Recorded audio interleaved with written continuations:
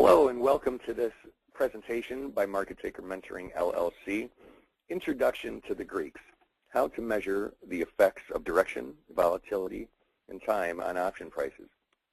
I'm Dan Passarelli. Now I need to point out before we get going here that options are not for everyone, and you should read characteristics and risks of standardized options before trading. You can get a copy of that document by calling 1-888-OPTIONS. That's the home of the Options Clearing Corporation. And also, in my examples here, I may or may not use real stocks. You know, I don't talk about commissions or taxes or anything like that. Those are important. And this is not about giving recommendations. It's about helping you to become a better individual trader. My goal is to help you make better decisions for your own as a self-directed trader, not to give you advice. Okay, so let's get on with our presentation here. It's all about an introduction to the Greeks.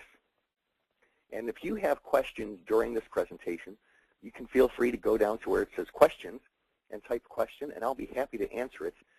Some I may answer during the presentation, and others I may save until the end. Certainly I'll leave a little bit of time at the end for people who have questions. So, you know, feel free to stick around after the presentation, and we'll talk about those. So here they are, the option Greeks, delta, gamma, theta, vega, and rho. You may have heard of these.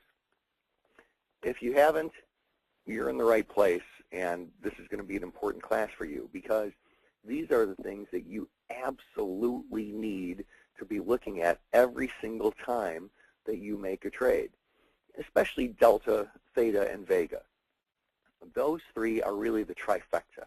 Those are the important ones that really have a big impact on your option trading.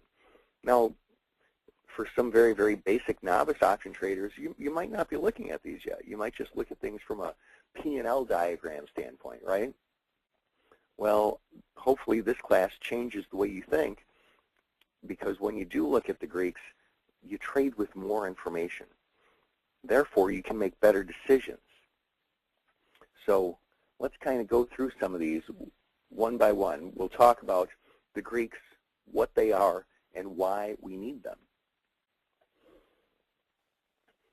So a lot of times when people get into options, they get into options because, you know, they have leverage. Leverage is an awesome feature for options. And the idea of leverage is, you know, if the stock goes up by a certain amount, my options go up by a certain amount. Like here, for example, say we have a stock that's trading at 40 bucks a share. There's 2 months until expiration. And we're looking at the 40 straight call that's trading at $2. Well, if during that same day, no time passes, volatility doesn't change or anything like that, but the stock rallies up by $1, what is the new price of my 40 straight call? Anybody? You can type down under where it says questions. You can type your guess.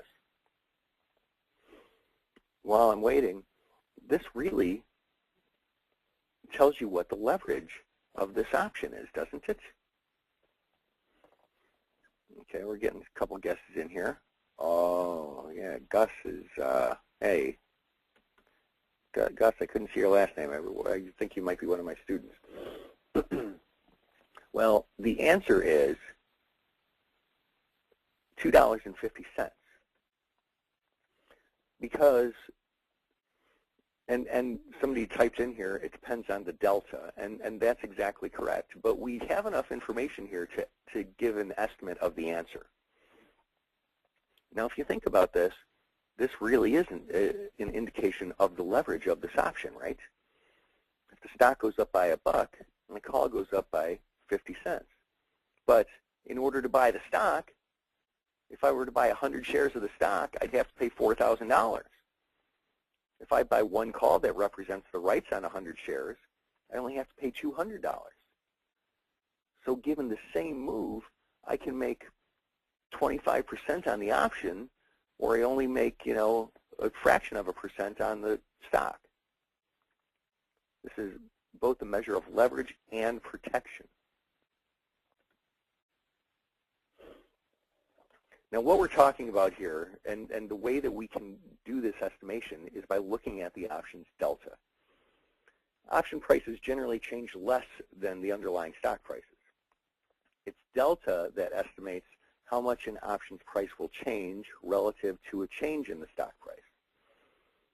So if we go back a slide here, look, the delta here is 50. The stock goes up by $1. The call goes up by 50 cents, or more accurately, 50% of that move. Now we've got a couple of rules of thumb here. What we were just looking at is an at-the-money option. At-the-money options have deltas that are about 50%. Technically, they're just slightly more than 50%, but they're about 50%.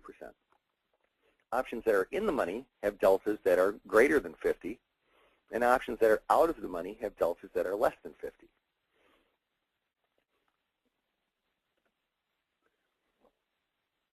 Now, you can, for those of you who are clever, you might have been able to kind of spot something interesting.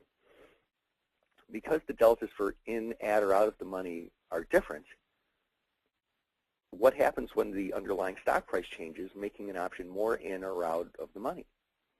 Well, the delta must necessarily change, right? And we can measure the rate of change of that delta given a move in the stock price, and that's called gamma. Gamma is the rate of change of an options delta relative to a change in the price of the underlying security.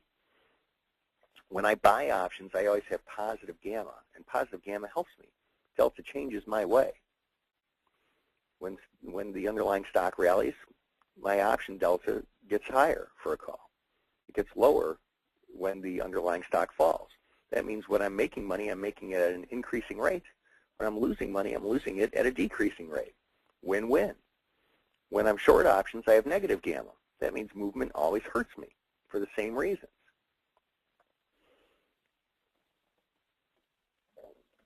Now next we're going to talk about theta.